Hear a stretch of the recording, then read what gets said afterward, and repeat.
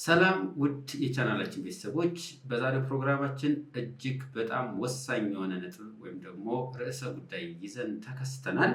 ይህ ርዕሰ ጉዳይም 10 የሴቶችን የግብረ ስጋ ግንኙነት የሚቀንሱ ምክንያቶች ምንድን ናቸው በሚል ርዕሰ ጉዳይ በዛሬው ፕሮግራማችን የምንነጋገር ይሆናል።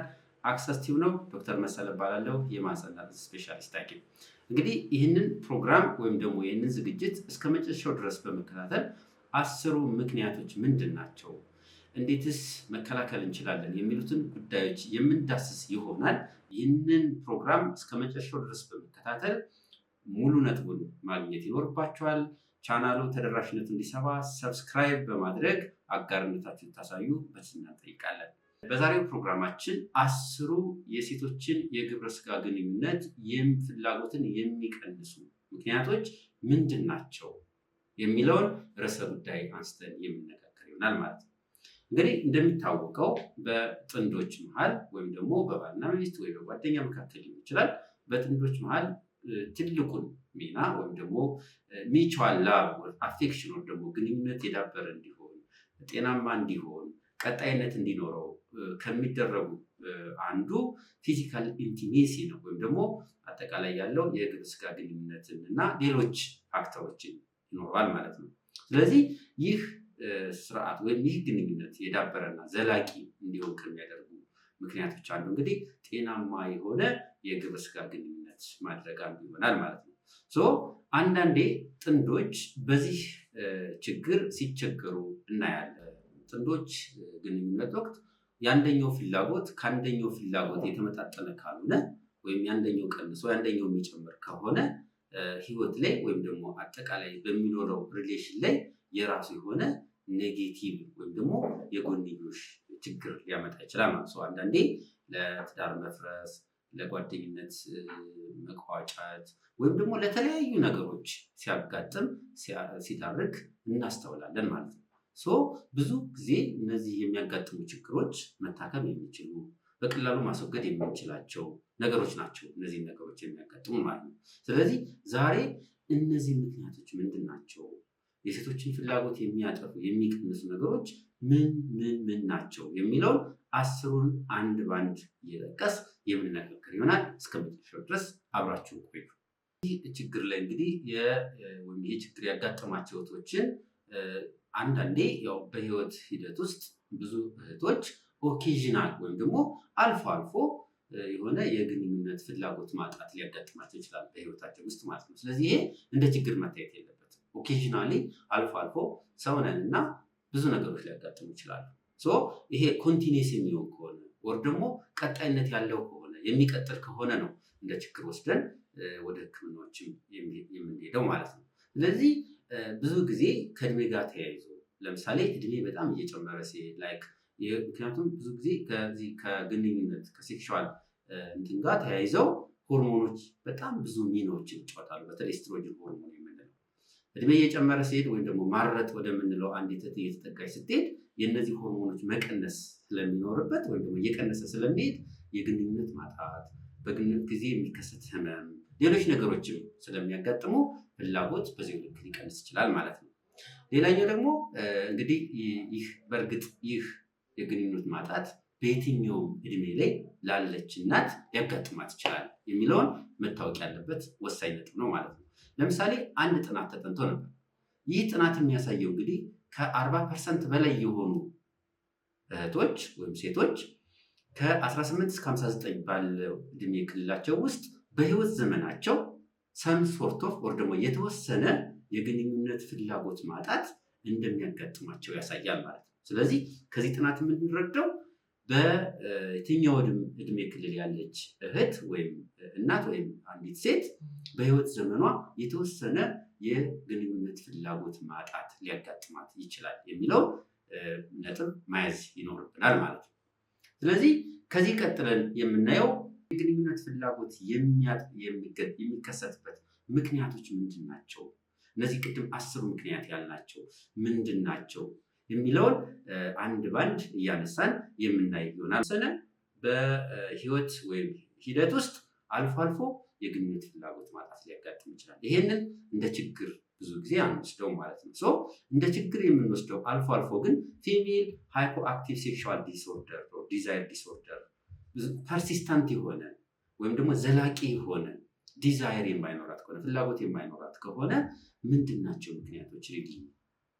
እነዚህ ምክንያቶችስ መታከም ይችላሉ? ማስወገድ ትችላለች የሚለውን 10 ነጥቦች አሁን ከዚህ ቀጥለን አንድ ባንድ እናያቸዋለን ማለት። ለዚህ ግንኙነት ማጣት ከሚዳረጉ ምክንያቶች ፋክተሮች ምክንያቶች ምንድን ናቸው ስንል አንደኛው ምክንያት ለምሳሌ ከሆርሞን ጋር የተያያዘ ምክንያት ነው፣ ቅድም እንዳልኳቸው። ስለዚህ ለምሳሌ እድሜ እየጨመረ ሲሄድ ወይም ደግሞ በተለያየ አጋጣሚ የሆርሞን መዛባት ሊያጋጥም ይችላል። እነዚህ የሆርሞን መዛባቶች የሆርሞን እንግዲህ አንዲት ሴት ልጅ ስትወለድ አድጋ እስከምትል ድረስ የራሷ የሆነ የሆርሞን ሂደቶች አሏት። በዋናነት ፕሮጀስትሮን፣ ኤስትሮጅን፣ ሌሎች ሆርሞኖች ማለት የእነዚህ ሆርሞኖች መዛባት ለግንኙነት ፍላጎት ማጣት የራሱ የሆነ አስተዋጽኦ ይኖረዋል ማለት ነው። ስለዚህ ይህ የሆርሞን መዛባት ወይም ደግሞ ስርዓተ ሆርሞኑ ሂደቱ መዛባት አንዱ ለግንኙነት ፍላጎት ማጣት ምክንያት ነው ማለት። ስለዚህ ይህንን በቀላሉ ሆርሞኑ የት ደረጃ ላይ ነው ያለ፣ የትኛው ሆርሞን ነው የተዛባው የሚለውን ምርመራ በማድረግ ሕክምናዎችን መስጠት ይቻላል ማለት ነው። ሁለተኛ ምክንያት የሚይዘው ድህረ ወሊድ ወይም ደግሞ የምታጠባ እናት፣ ይህ የግንኙነት ፍላጎት ማጣት ሊኖር ይችላል ማለት ነው። ምክንያቱም እንግዲህ በእርግዝና ወቅት በጣም ብዙ የሆርሞን ቼንጆች ይኖራሉ።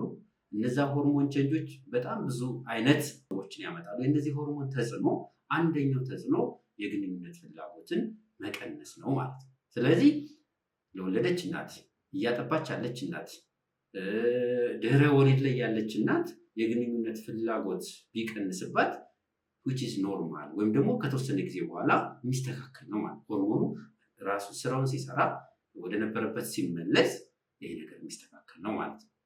በሶስተኛ ደረጃ የምናየው ደግሞ ዲፕሬሽን ወር ደግሞ ዲቫቴ የምንለው ይሆናል ማለት። እንግዲህ ይህ ዲፕሬሽን ወር ዲቫቴ ከወለዱ በኋላ ሊከሰት ይችላል።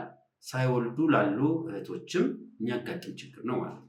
ስለዚህ ይህ ዲፕሬሽን ወይም ድብርት የምንለው ካለ ሆርሞኖች ስርዓተ ሆርሞንን ስለሚያዛባና የፍላጎትን ስለሚቀንስ አንደኛው ለግንኙነት መቀነስ ትልቁ ምክንያት ነው ማለት። ስለዚህ ዲፕሬሽን ያለባቸው እህቶች ወይም ደግሞ ድብርት ያለባቸው እህቶች ይህንን ዲፕሬሽን ወይ ድብርቱ በምን ምክንያት ነው የመጣ የሚለውን ፕሮፐር በሆነ ባለሙያ ታይተው ፕሮፐር የሆነ ሕክምና በሚያገኙበት ጊዜ መፍትሄውን ያገኛሉ ማለት ነው። በአራተኛ ደረጃ ስናየው ደግሞ ኒውሮሎጂካል ዲስኦርደርስ፣ ለምሳሌ የነርቭ ዳሜጆች፣ ነርቮች ሲጎዱ በተለይ ከመውለድና ከምን ጋር ተያይዘው ሊሆን ይችላል። በተለያየ አጋጣሚ እዚህ ማህፀን እና እዛ አካባቢ ያሉ ነርቮች ጉዳት ከደረሰባቸው ለግንኙነት የሚያነቃቀው ነርቭ ከተጎዳ፣ ስለዚህ እነዚህ ጉዳቶች ከደረሱ የፍላጎት ማጣት ሊኖር ይችላል ማለት ነው።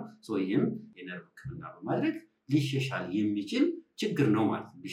በአምስተኛ ደረጃ የምናየው ክሮኒክ ሜዲካል ዲዚዝ በሽታዎች፣ የቆዩ በሽታዎች የምንላቸው ለምሳሌ የልብ ህመም ሊሆን ይችላል፣ የስኳር በሽታ ሊሆን ይችላል፣ ኦር ደግሞ ካንሰር የመሳሰሉት ሊሆኑ ይችላሉ ማለት። ስለዚህ እነዚህ የቆዩ በሽታዎች እንደ ስኳር፣ የደም ግፊት፣ ካንሰር፣ ሌሎችም በሽታዎች ካሉ የግንኙነት ማጣትን ሊያመጡ ይችላል ማለት። ስለዚህ እነዚህ በሽታዎች ካሉ ህክምናዎችን በማድረግ የደረሱበትን ደረጃ በመቀነስ የፍላጎቱን ማስተካከል የምንችልበት እድል በጣም ሰፊ ነው ማለት ነው። ቀጣይ 4ቱ ነጥቦች በአጠቃላይ ኢሞሽናል ጋር የተያይዘው የሚመጡ ችግሮች ናቸው ማለት ነው። ከነዚህ አንዱ ለምሳሌ ስትረስ ነው፣ ጭንቀት ነው። እንግዲህ ጭንቀት በጣም ብዙ ነገር ነው የሚያስከስለው ማለት ነው። ጭንቀት በሚኖር ጊዜ፣ ስትረስ በሚኖር ጊዜ ስርዓተ ሆርሞኑን በጣም ብዙ ነገሮችን አፌክት ያደርጋል። የሴት ልጅ ሆርሞኖች እንደምታውቁት ከጭንቅላት ጀምሮ እስከ ማህፀን እስከ ታችኛው ማህፀን ድረስ ሰንሰለት ነው፣ የተያያዘ ነው። ሃይፖታላመስ፣ ፒቱታሪ፣ ኦቫሪ እነዚህ የምንላቸው አክሲሶች አሉ። ጭንቀት በሚኖር ሰዓት ይህ ሰንሰለት ብሎክ ያደርጋል ወይም ደግሞ ኢንተርቪን ያደርጋል ይሄ ጭንቀቱ ማለት ነው። በዚህ ጊዜ የሚፈጠር ስርዓተ ሆርሞኑ ችግር ያጋጥመዋል። በትክክል ፋንክሽን አያደርግም፣ በትክክል መስራት አይችልም። በዚህ ሰዓት የግንኙነት ማጣት ሊያጋጥም ይችላል ማለት ነው። ከዚሁ ጋር ተያይዞ አንዛይቲ ለምሳሌ በሰባተኛነት አንዛይቲ ወይም መጨናነቅ፣ ፊር፣ ቴንሽን እነዚህ የመሳሰሉት ኢሞሽናል መሆን እነዚህ ዲስኦርደሮች አሁንም ፍላጎቱ ወይም የግንኙነት ፍላጎት እንዳይኖር የሚያደርጉ ምክንያቶች ናቸው ማለት ነው።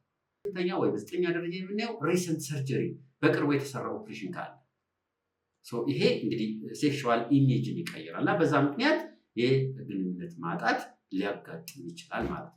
በመጨረሻ የምናየውና በጣም ወሳኝ የሆነ ነገር ግን ፈንዳሜንታል ፕሮብለምስ ሪሌትድ ዊዝ ፓርትነርስ ላይ ሪሌሽንሽፕ ላይ ችግር ካለ ሪሌሽንሽፕ ላይ ችግር ካለ በጥንዶች መካከል ችግር ካለ ያልፈቱት ችግር ካለ ያ ከላይ የጠቀስናቸውን ጭንቀቱንም ኢሞሽናሉንም ሌሎች ያልናቸውን ነገሮች ተያይዞ አጠቃላይ ይዘልናል ማለት ነው። ስለዚህ ዋናው የሪሌሽንሽፕ ጤናማ የሆነ ሪሌሽንሽፕ መኖር ማለት ነው። ስለዚህ እዚህ ጋር በደንብ ጥንዶች መስራት ይኖርባቸዋል ማለት ነው። ስለዚህ እነዚህ ከላይ የጠቀስናቸውን 10 ነጥቦች አንድ ባንድ ካየናቸው በቀላሉ በቤታችን አብዛኞቹን ነገሮች በቤታችን ምንም አይነት ወጪ ሳንጠይቅ የምንፈታቸው የምናስተካክላቸውና ከችግር የምንላቀቅባቸው ወይ የምንድንባቸው ምክንያቶች ናቸው ማለት ነው።